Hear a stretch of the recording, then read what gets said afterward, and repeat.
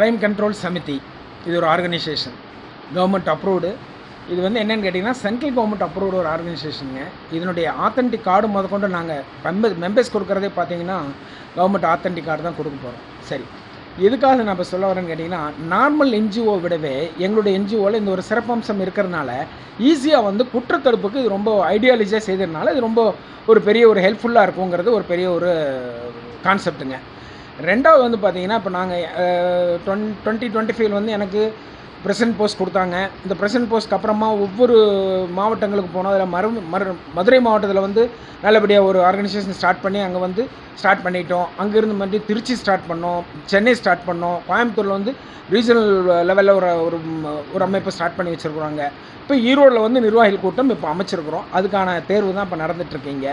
இதில் என்னென்னு கேட்டிங்கன்னா, இந்த க்ரைம் கண்ட்ரோல் வந்து பொறுத்த வரைக்கும் கவர்மெண்ட் சைடில் க்ரைம் கண்ட்ரோல் இருக்குது. அந்த நான் கவர்மெண்ட் சைடில் கவர்மெண்ட் அது ஒரு ஆர்கனைசேஷனாக எதுவுமே இல்லை. ஸோ எங்களுக்கு தான் நம்மளுக்கு தான் ஒரு வெரி ஃபஸ்ட்டு பேன் இண்டியா லெவலில் ஒர்க் ஆகிட்டுருக்கு. எல்லா ஸ்டேட்லேயுமே இருக்குங்க. தமிழ்நாட்டில் இப்போ தான் வந்திருக்கு. ஒரு 2 இயர்ஸாக நம்ம ஒர்க் பண்ணிட்டுருக்கோம். க்ரைம் கண்ட்ரோல் சமிதி தமிழ்நாடு மாநில தலைவர் அக்பர் அலி.